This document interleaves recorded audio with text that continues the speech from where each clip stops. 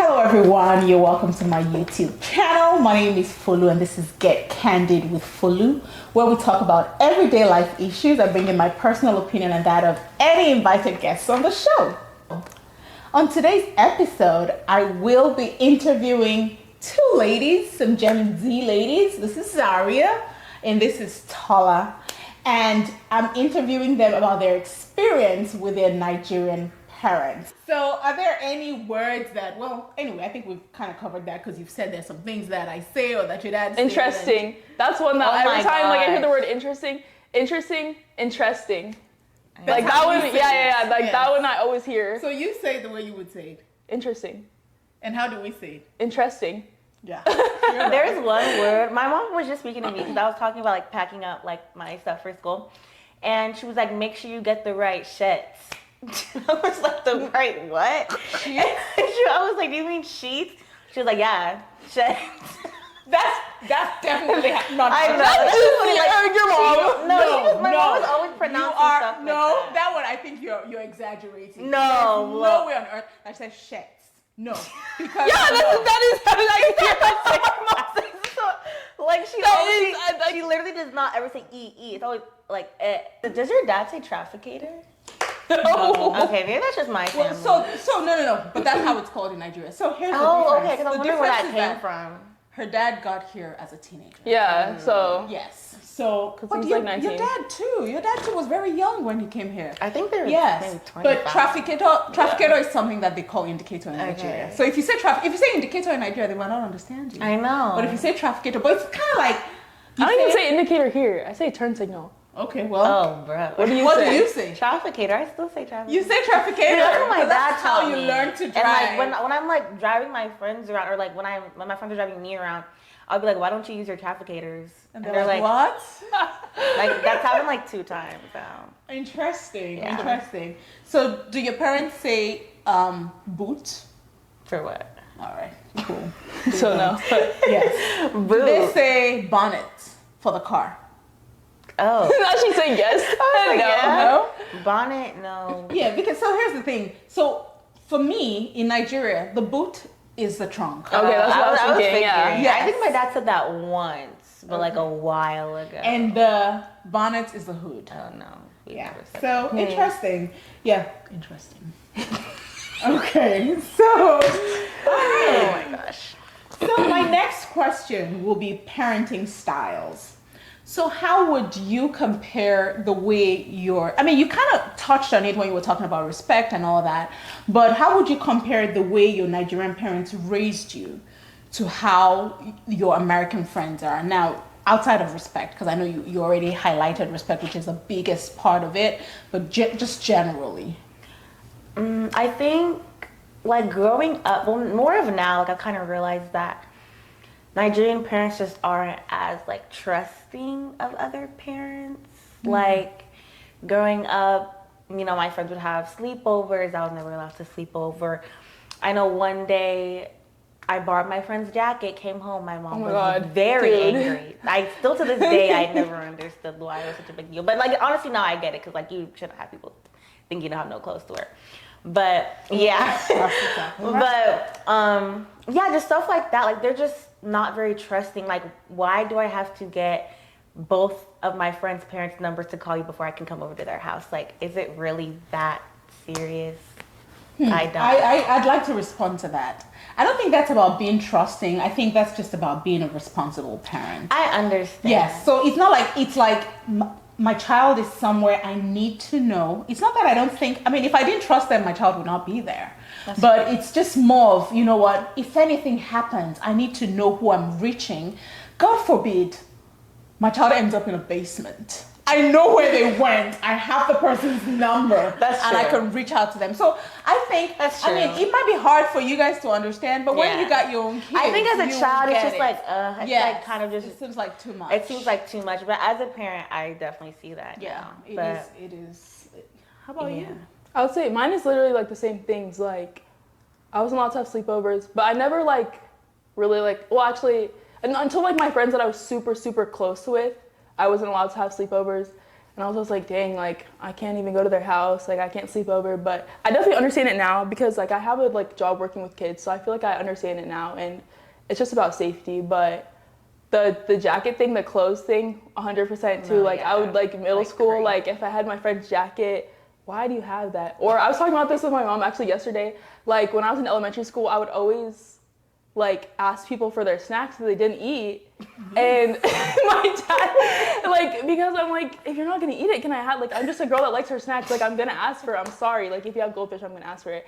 And like my dad was not happy with that, because my mom was like, well, you can't be letting people think that you're like the little African black girl that doesn't have food. that I'm is like, hungry. okay, but they know that I'm not They don't know poor. that. I go to a private school, we ate lunch together, they saw my sandwich, but I just needed additional snacks. Like, but yeah, I was talking about that with my mom, and she was like, yeah, he was not happy.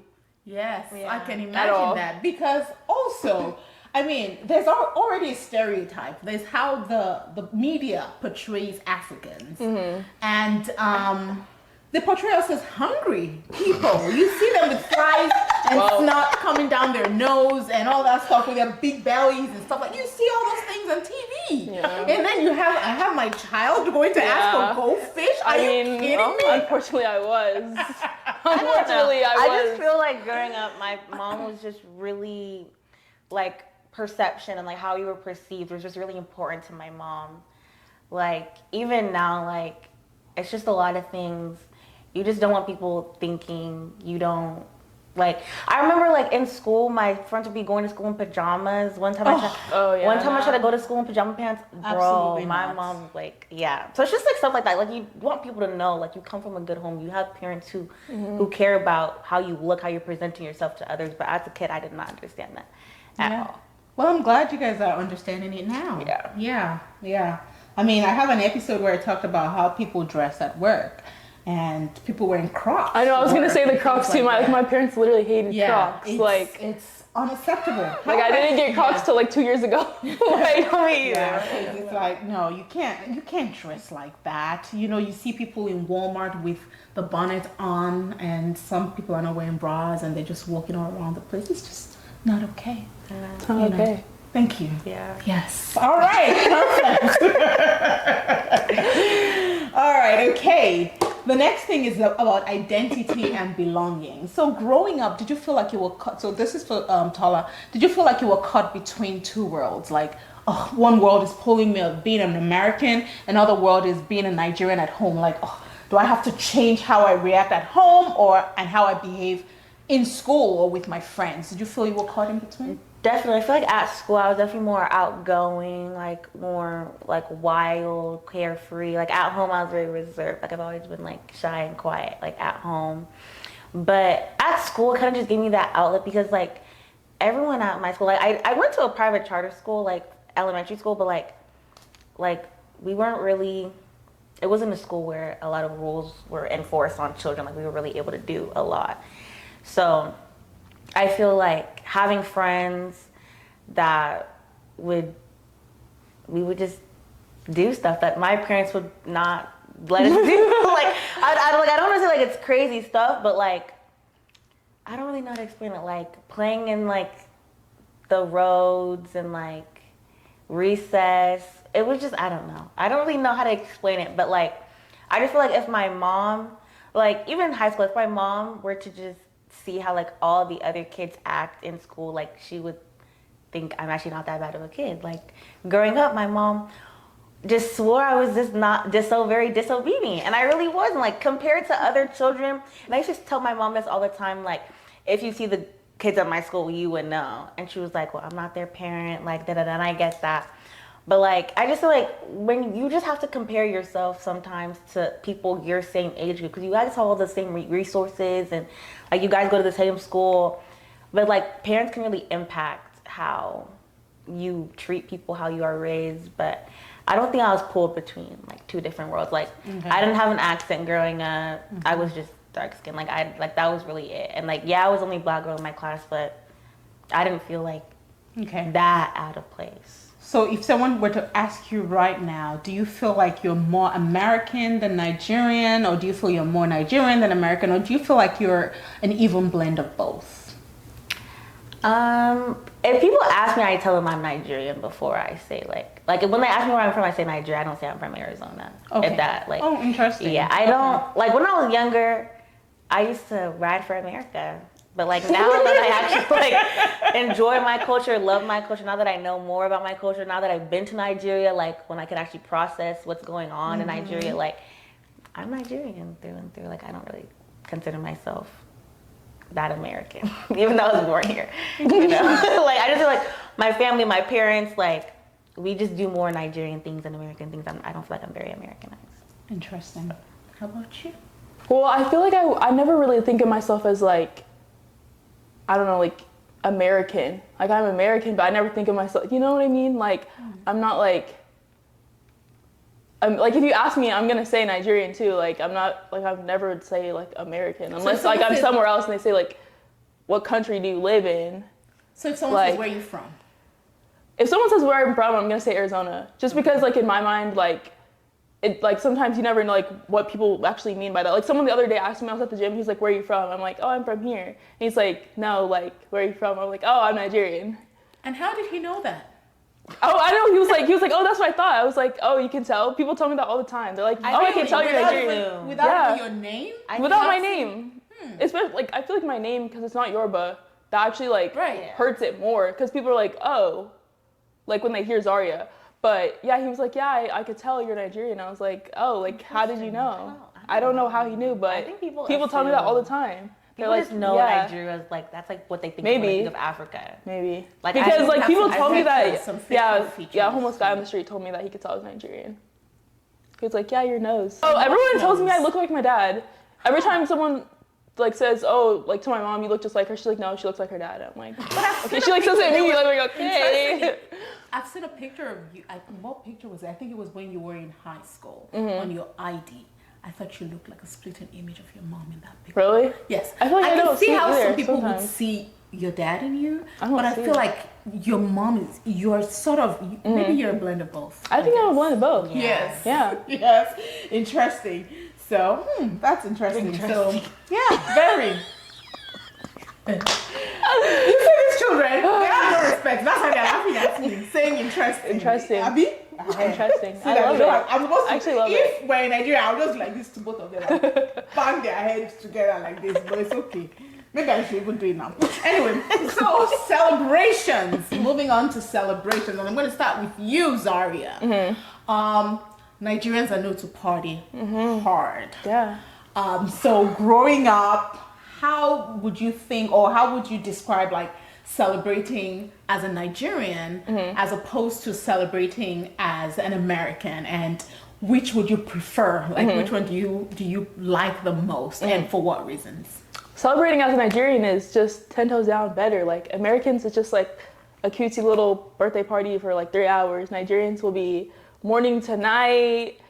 You have all the food, everybody's there, everybody's decked out, just so much more fun. Especially like going to Nigeria during Dirty December and like celebrating my birthday and like Christmas and my dad's birthday. Best time of my life. Like seriously, best time ever. Partying with Nigerians is the only way to go.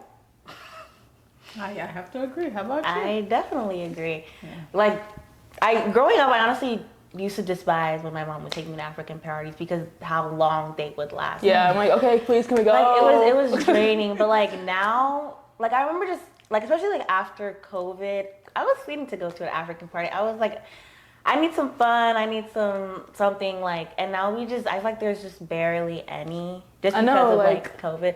But yeah, I remember like going to Nigeria in December. That was so much fun. Like Nigerians just know how to party. Like I just feel like, and the food's always good. Like some American party, it'll be like a hot dog and some chips. Pizza. And like they just like order pizza. Like that's not even bad. But like I just prefer to be able to like get seconds and thirds. Right. Yeah, like and there's like all of everything. Like yeah. I feel like Nigerians, like when they cater, like they get everything. They're not just getting rice. They're not just getting meat. Like they have something. If they do it right. Like they do it. It's just good.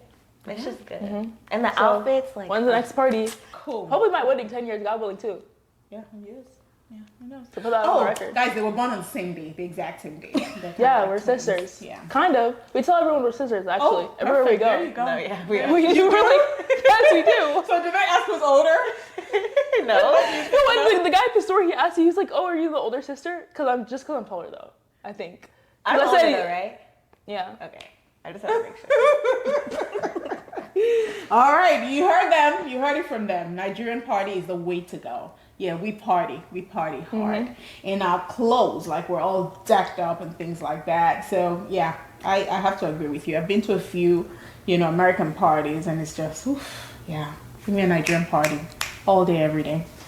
Anyway, on to the next question. We're almost there. Misunderstandings and stereotypes. So the question is, have you ever had to correct any misconception or stereotype about Nigeria or Nigerians, and how did those conversations go? And I'll start, actually.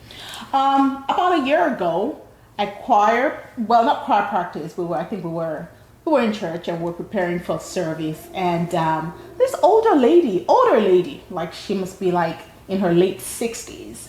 She was asking, what part of Africa are you from? I'm like, Nigeria. Oh, okay. And honestly, guys, she was so serious. She's like, okay, do they have like chimpanzees and baboons running on the road? I'm like, absolutely not. No, they're in the zoo. We don't have them running around the road. And, she felt very bad. She felt like she had offended me some way. And I told her, no, I understand. No, we just don't. So that was an interesting, in this day and age, in the 21st century, where somebody is thinking that we have chimpanzees and baboons running on the road, just like that. I mean, it was interesting for me. So let me see, who am I going to start? Who wants to go first on that? If there are any misconceptions that you had to correct. Yeah, I've had an experience like that too. I remember my family and I took a trip to Nigeria like my freshman year of high school. And when I got back, I was in, like, I think it was my math class, and my teacher, and I was once again the only black girl in this class, and my teacher was white. And she knew I went because I had to tell her because it was around finals. And I was like, I can't take, I have to take when I get back because I'm going to Nigeria. And when I got back, she was asking people what they did for winter break. No one volunteered to ask me. She's like, Tola, I know you went somewhere fun. I was like, yeah. And I was like, yeah, I went to Nigeria. My family, I have some family there. And she's like, oh, did you see any elephants? And like everyone in the class starts laughing. I'm just like looking at her like, wait, was that a serious question? Like, it's actually just upsetting that people genuinely think that. And like in elementary school, like the jokes about like not having any water, or there will be like extra water. People like, you could save it for the kids in Africa. It's like, y'all, they have water. Yeah, I mean, there's places that don't, but as everywhere. I mean, there are people that are hungry in America. That's what I'm saying. You know what I mean? Yeah. So like, there's probably more people that don't have water in America than in Nigeria. So yeah, it's just like misconceptions about that, like just very ignorant. That like kind of hurts my feelings sometimes. But yeah. Okay. How about you?